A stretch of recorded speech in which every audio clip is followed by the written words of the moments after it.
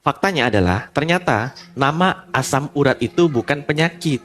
Kalau mau tahu nama penyakitnya apa, penyakit asam urat.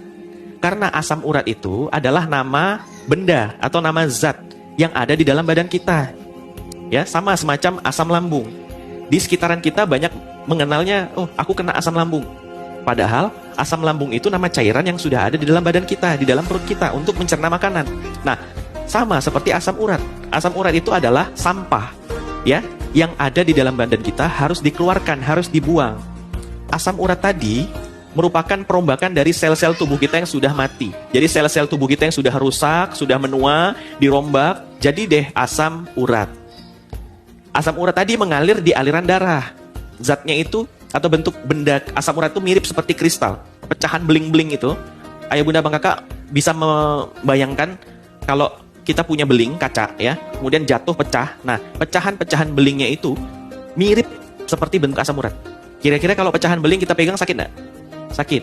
Makanya ketika asam urat atau kristal asam urat tadi ya nyangkut di sendi-sendi jempol, maka wajar kalau kemudian jempolnya bengkak dan sakit, nggak bisa buat berjalan. Normalnya asam urat tadi harus dibuang lewat ginjal.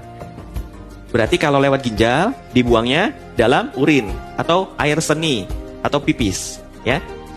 Sehingga kalau terjadi penyakit asam urat, gejalanya ada terjadi benjolan atau nyeri di sendi jempol kaki. Bisa juga di jempol tangan.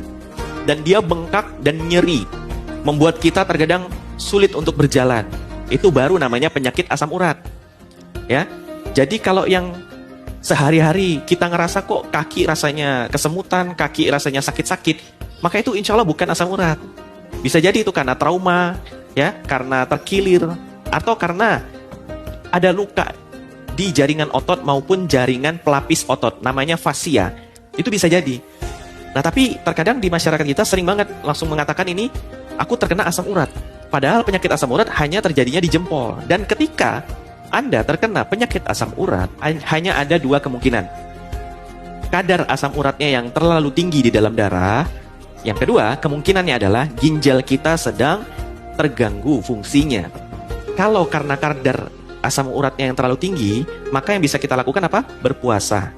Kemudian banyakin gerak, ya, biar aliran asam uratnya itu lancar, nggak nyangkut-nyangkut.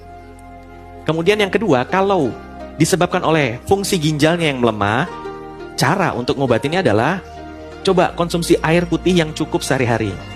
1,5 liter sampai 2 liter per hari, ya. Kemudian cara yang kedua yang bisa dilakukan untuk ngobatin ginjalnya itu dengan cara berbekam. Beberapa titik-titik bekam sunnah atau bekam basah atau al-hijamah itu juga ada pengaruhnya terhadap ginjal. Titik al-kahil, ya.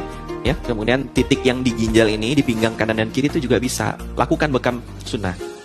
Sebulan sekali boleh, atau 2 kali dalam sebulan juga boleh, insya Allah.